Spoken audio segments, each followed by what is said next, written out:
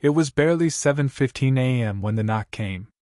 Emily Sanders stood barefoot in the kitchen of her small, two-bedroom rental in South Atlanta, flipping pancakes for her children, Gracie, age 6, and Mason, barely 4. Her old radio hummed with a country ballad in the background, her kids still half asleep in pajamas on the couch. She didn't hear the knock at first. But then came the second, louder, harder. Followed by shouting. "Police! Open up!" Emily froze. The spatula slipped from her hand and landed on the floor with a quiet clink. She turned off the stove with shaking fingers, heart climbing up her throat. Gracie looked up, eyes wide. "Mommy?" The door burst open before Emily could even reach it. 3 officers stormed in, badges out, faces unreadable. "Emily Sanders?" the lead officer barked. "Why, yes," she stammered, hands trembling. "You're under arrest for conspiracy to commit wire fraud and embezzlement," Gracie screamed. Mason began to cry. That's how it started. By noon, Emily was sitting in a cold interrogation room, still in her sleek shirt and slippers, hands cuffed in front of her. Her breath fogged the metal table. The officers had barely explained what she was being accused of, something about her old job at Delacroix Financial. Fraud. Stolen money. False paperwork. "I was a secretary," Emily kept repeating. "I filed reports and scheduled meetings. That's it. I didn't take anything." But they didn't seem interested. She was told to wait for a public defender. Hours passed. The fluorescent light above her flickered like it wanted to fall. Meanwhile, across town in a sleek glass office building, Danielle Carter was reviewing paperwork from a client's civil suit when her assistant knocked.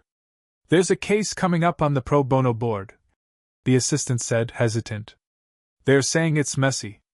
Per white woman, 2 kids. Accused of financial fraud, but something doesn't add up. They're asking if anyone will take it." Danielle, a black woman in her late 30s with natural curls pulled into a tight bun and a mind as sharp as her tailored blazer, barely looked up. "Send it to me." "You want this one?" the assistant asked. "There's a lot of political heat on it. The company she worked for has friends in the DA's office." Danielle smiled faintly. "Even better." That afternoon, Danielle walked into the holding facility where Emily sat behind plexiglass, pale as paper. Danielle placed her briefcase down with precision, then sat. "I'm Danielle Carter. I'll be representing you, if you want me." Emily stared at her, surprised.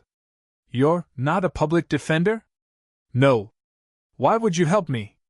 Danielle paused. "Because I think you've been buried under something you didn't create. And because I'm tired of watching the system pick the easiest target." Emily hesitated, then nodded slowly. "I didn't do it," she whispered. "I swear." Danielle gave a small nod. "Let's start with everything you know."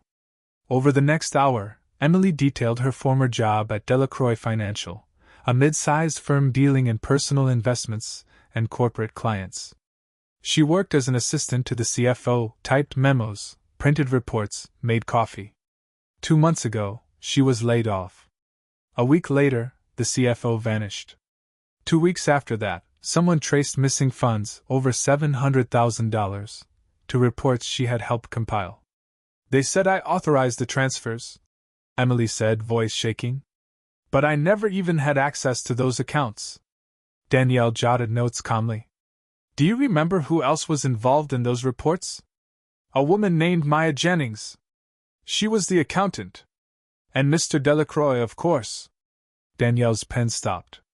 "Frank Delacroix?" Emily nodded. "He was the founder. He ran everything." Danielle's mind flashed back to the news headlines.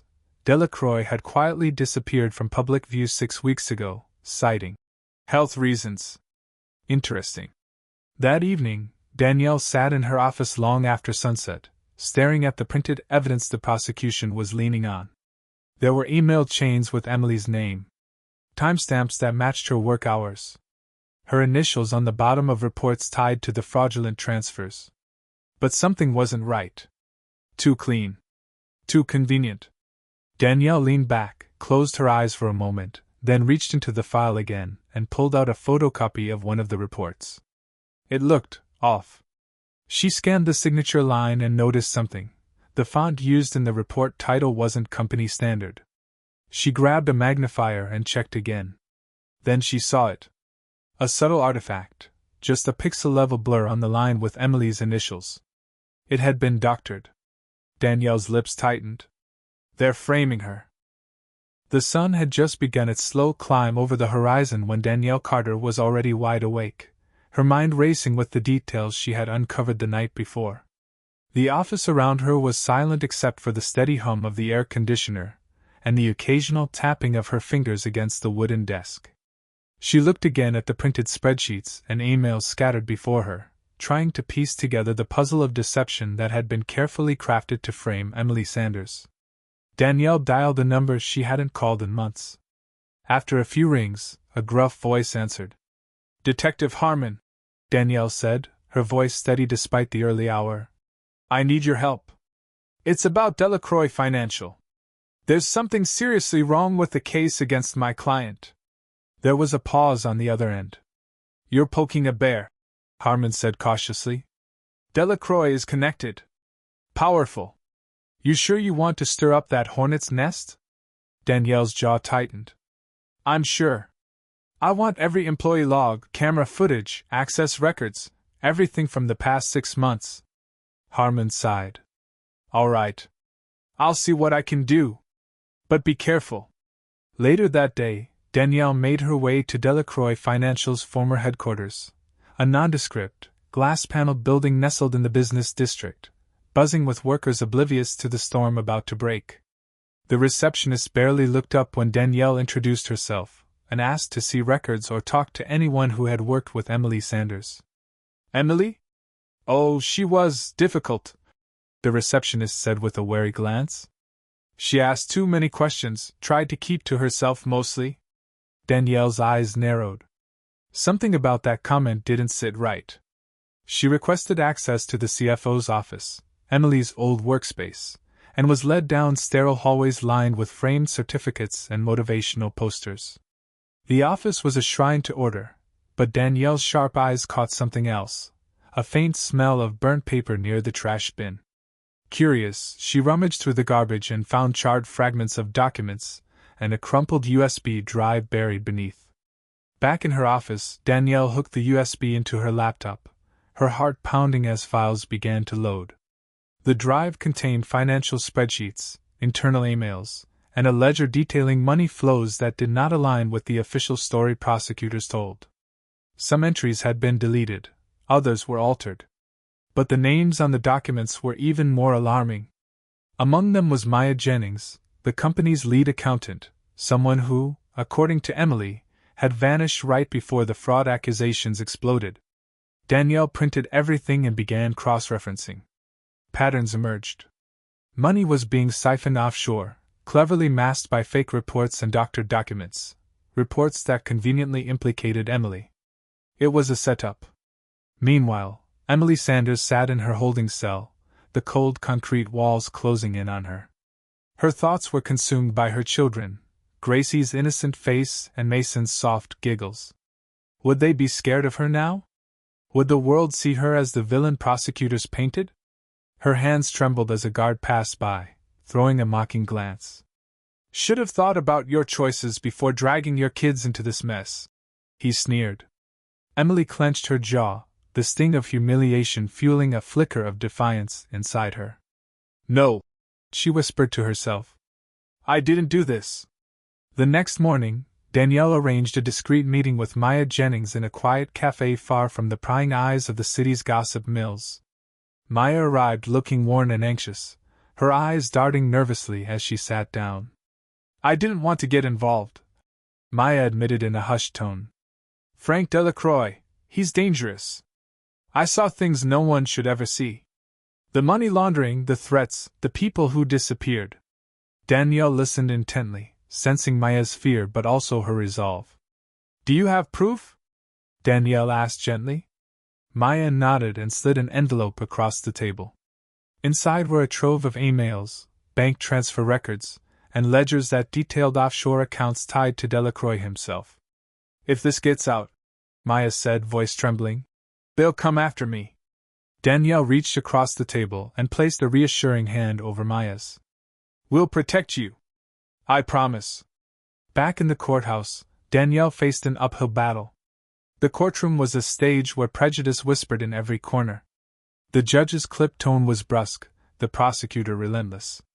Danielle's sharp arguments were met with skepticism, subtle jabs at her credibility, and occasional thinly veiled racial bias.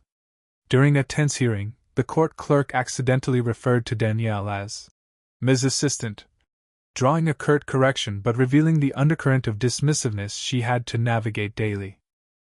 Bailiffs exchanged sideways glances, and some jurors looked unconvinced that a black woman could be the force standing between a falsely accused white mother and a flawed legal system. Danielle felt the weight of history and expectation settle on her shoulders. At home, Emily's situation worsened as public opinion turned sharply against her. Media outlets splashed her name across headlines with insinuations and half-truths. Social media buzzed with hashtags like #GuiltyUntilProvenInnocent and #WhitePrivilegeShield.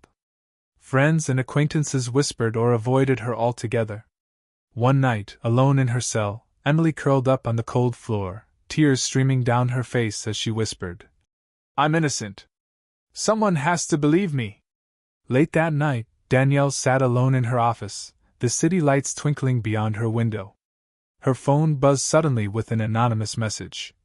"Drop the case, or it gets ugly." Her hands trembled briefly as she read the threat, but then her expression hardened. She knew she was standing on dangerous ground, but backing down wasn't an option. She glanced once more at the evidence sprawled across her desk, determination blazing in her eyes. Somewhere deep within Atlanta's tangled web of power, deception, and silence, a battle was raging. And Danielle Carter was ready to fight it all the way. The morning light filtered through the blinds, casting long shadows over Danielle's desk as she stared at the growing mountain of evidence. Each document, each email, was a thread woven into a complex tapestry of lies and betrayal. But something gnawed at her, a feeling that there was more hidden beneath the surface. Her phone rang. The name, Detective Harmon, flashed on the screen. "Danielle." His voice was low, cautious. "I got something. The employee logs you asked for, there's a pattern here you need to see." Danielle grabbed a pen and leaned forward. "Go on." Harmon explained that the logs revealed a series of unusual access attempts to the secure financial records late at night. Several employees had been forced to sign non-disclosure agreements just days before Emily's arrest. More importantly, Harmon noted, one name kept popping up. Frank Delacroix himself had been in the building far more often than official records showed. Danielle's heart quickened. This was the smoking gun. That afternoon, Danielle arranged a meeting with her client, Emily Sanders, in the sterile visiting room of the detention center. Emily's eyes were tired but shone with hope when Danielle entered. "We found something big," Danielle said quietly, sliding a folder across the table. "Frank Delacroix isn't just the CFO on paper. He's been controlling everything, behind the scenes." Emily swallowed hard. "I knew it. But how do we prove it?" Danielle smiled faintly. "We dig deeper." Meanwhile, the prosecutor, Rachel Monroe, prepared her case with ruthless efficiency. A woman known for her steely determination, Rachel had built a reputation for winning difficult trials. She regarded Danielle's efforts as a personal challenge, especially since Danielle was breaking new ground as one of the few prominent black female attorneys in the city. At a strategy meeting with her team, Rachel said, "We can't let this woman and her client walk free. If we lose, it sets a dangerous precedent. We have to win, no matter what." The media frenzy intensified. News outlets ran headlines accusing Emily of betrayal and negligence. Talk shows debated the racial and social undertones of the case. Some commentators subtly questioned Danielle's motivations, casting doubt on her professionalism and integrity. In the courtroom, Danielle felt the weight of public scrutiny. During one session, a juror was overheard murmuring about Danielle's agenda, leading to a tense exchange before the judge. Danielle's resolve only hardened. That evening, Danielle met again with Maya Jennings. The accountant's fear was palpable. "They're watching me," Maya whispered. "Last night my car was keyed. I'm scared for my kids." Danielle nodded solemnly. "We'll get you protection. And we need to get these documents to a safe place." Together, they planned to submit the evidence anonymously to an independent financial watchdog to avoid immediate backlash. Back at the detention center, Emily received a letter from her daughter, Gracie. "Mommy, I miss you. Mason misses you too. We love you. Please come home soon." Emily clutched the letter to her chest, tears blurring her vision. It was a painful reminder of what she was fighting for, her family's future. One late night, Danielle's phone buzzed again with a new anonymous message. "Stop now, or your career will be destroyed." But instead of fear, anger flared within her. She texted back, "Try me." As the trial date drew closer, tension built. Danielle spent sleepless nights poring over evidence, rehearsing arguments, preparing for every possible attack. Emily's life hung in the balance, but with Danielle's unyielding determination, hope began to flicker in the darkest corners. The fight for justice was far from over. The courthouse buzzed with murmurs as the trial moved into its second week. The gallery was packed with reporters, curious onlookers, and supporters on both sides. Cameras flashed as Danielle Carter, resolute and poised, took her seat at the defense table. Across from her, Rachel Monroe sat with a cold smile, ready to tear down every argument with surgical precision. Danielle's opening statement was firm and measured. "Ladies and gentlemen of the jury, today you will hear the story of a woman, Emily Sanders, who has been wrongly accused of crimes she did not commit. We will prove that this case is not just about fraud, but about power, manipulation, and a desperate attempt to silence the truth." The courtroom fell silent, hanging on every word. Behind the scenes, pressure mounted on Danielle from unexpected sources. Late one evening, her mentor and longtime friend, Marcus Lewis, stopped by her office, concern etched deeply on his face. "Danielle, you're treading on dangerous ground," Marcus warned. "This isn't just about a case anymore. Powerful people are involved. They'll do whatever it takes to stop you. Are you ready for that?" Danielle met his gaze steadily. "I have to be. For Emily. For justice." Marcus nodded slowly. "Just don't lose yourself in the fight." The prosecution called their first witness, a former employee of Delacroix Financial, James Parker. His testimony was designed to paint Emily as negligent and dishonest. "She had access to all the files," Parker testified. "If there was fraud, it had to be her. No one else had motive." Danielle's cross-examination was relentless. "Mr. Parker, were you present when Mr. Delacroix instructed employees to delete files and forge reports?" Parker hesitated, eyes flickering nervously. "Isn't it true you signed a non-disclosure agreement under pressure?" The courtroom gasped. Parker's confident facade cracked. I can't say." That afternoon, Danielle received a message from Maya Jennings. "We need to meet. Something's come up." At a secluded park, Maya revealed new evidence, encrypted emails exchanged between Delacroix and an unknown accomplice, discussing plans to frame Emily and redirect suspicion. Danielle's heart raced. This could turn the tide. But with this new knowledge came increased danger. That night, as Danielle left her office, she noticed a black sedan parked suspiciously nearby. Her instincts screamed caution. Emily's children, Gracie and Mason, became innocent casualties in the media storm. Rumors spread in their school, and neighbors whispered behind closed doors. One afternoon, Gracie came home crying, clutching a note from a classmate calling her mother a criminal. Emily's heart broke for them. She vowed to endure, no matter how hard, to clear her name and protect her family. Meanwhile, Rachel Monroe escalated her attacks. She filed motions to exclude crucial evidence, called character witnesses to discredit Maya Jennings, and portrayed Danielle as an activist attorney with a personal agenda. But Danielle remained unshaken, delivering passionate speeches about truth, fairness, and the dangers of prejudice clouding justice. Late one night, a shocking revelation came from an unexpected source. Detective Harmon called Danielle, voice hushed. "I found footage from the night the files were deleted," he said. "You're going to want to see this." Danielle's pulse quickened. The video showed Frank Delacroix himself entering the office late at night, carrying a briefcase, and leaving with a suspicious folder. The evidence was undeniable. The next day, Danielle presented the footage in court. The room erupted with whispers and disbelief. "This changes everything," the judge murmured. Rachel Monroe's face tightened, but Danielle's voice was steady as she addressed the jury. "This is the truth. A truth that was buried under lies and manipulation. My client deserves justice, and today, you have seen the real culprit." As the trial continued, alliances shifted, secrets unraveled, and the fight for innocence became a battle against corruption itself.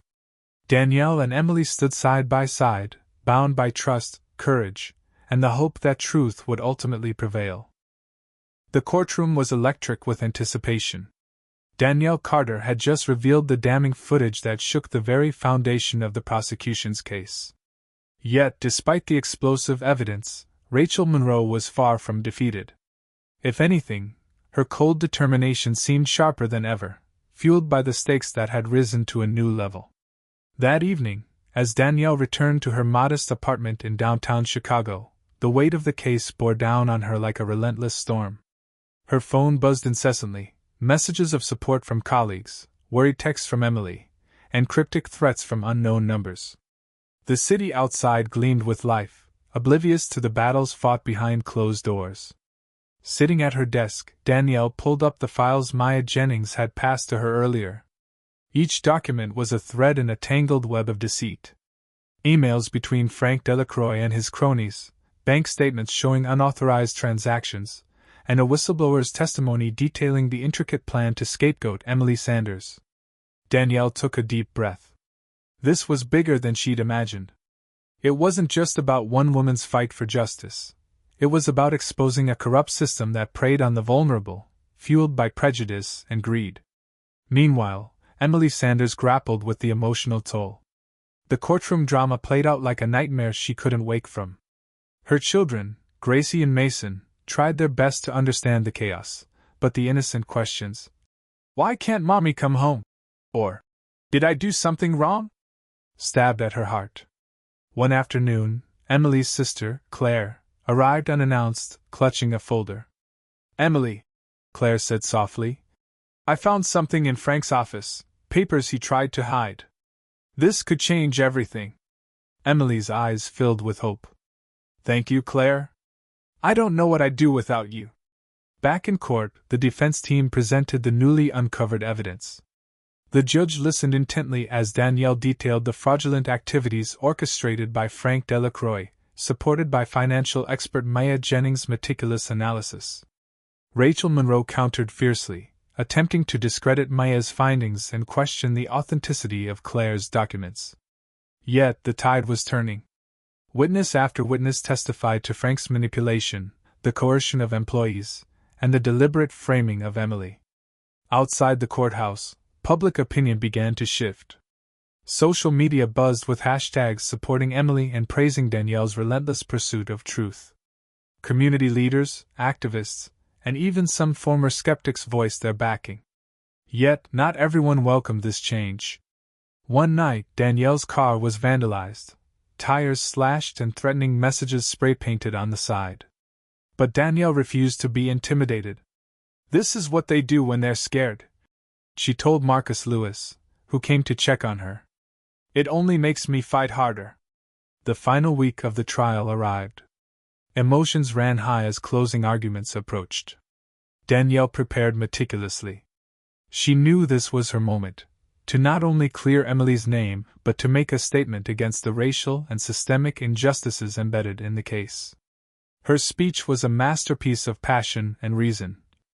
"Justice is not blind when prejudice colors its view. Emily Sanders stands here not because she is guilty, but because she was an easy target. Today, I ask you to look beyond appearances, beyond assumptions, and see the truth for what it is. Because if we fail to do so, we fail not just Emily, but every person who has ever been judged unfairly. The courtroom was silent, hanging on her every word. Rachel Monroe's rebuttal was cold and clinical, but even she could not deny the cracks in her case. The evidence was overwhelming. As the jury deliberated, Emily sat holding Danielle's hand, both women exhausted but hopeful. Hours later, the verdict was announced, not guilty. The courtroom erupted in a mixture of relief, applause, and tears. Emily wept openly, her children rushing forward to embrace her. Danielle allowed herself a small smile, knowing the battle was won but the war for true justice continued. Later that night, Emily invited Danielle to her home for a quiet celebration. Over cups of coffee, Emily looked at Danielle with gratitude shining in her eyes. "You saved my life," she said simply. "My family. I'll never forget this." Danielle shook her head. "We did this together. And this is just the beginning." Outside, the city lights flickered, a reminder that beneath the surface, countless stories like Emily's waited for champions like Danielle, fearless, unyielding, and ready to fight. The morning sun filtered through the tall windows of the courthouse, casting long shadows on the marble floors. The atmosphere was heavy, but hopeful, a stark contrast to the tension that had gripped the city for weeks. Danielle Carter arrived early, dressed sharply yet simply, her mind focused on the final proceedings. This was the day that would seal Emily Sanders' fate, and possibly change lives far beyond the courtroom. Before the session began, Emily approached Danielle, her eyes bright with gratitude and something deeper, resilience forged through hardship. "Danielle," she said softly, "no matter what happens today, you've given me a new life. I don't know how to thank you." Danielle smiled, squeezing Emily's hand. "You have the strength. I just helped bring it to light." The jury returned swiftly, their faces serious but determined. The foreperson stood and delivered the verdict. "We, the jury, find the defendant, Emily Sanders, not guilty on all charges." Relief washed over the courtroom like a tidal wave. Emily collapsed into tears, her children rushing to her side. Danielle exhaled deeply, the weight of weeks lifting from her shoulders. But the story didn't end there. In the following days, a series of investigations were launched into Frank Delacroix and his associates. The corruption Danielle had exposed rippled through the financial world, sparking reforms and calls for justice nationwide. Danielle became a symbol, not just of legal brilliance, but of courage in the face of systemic injustice. Her story inspired others to speak up, to fight, and to believe in the power of truth. Emily and Danielle forged a friendship beyond the courtroom, united by the trials they had endured and the victory they had won. Emily returned to her children with her name cleared, her dignity restored, and her faith in justice renewed. One evening, as the sun set over Chicago's skyline, Danielle sat by her window, reflecting on the journey. She thought about the challenges ahead, the cases yet to come, the battles yet to be fought.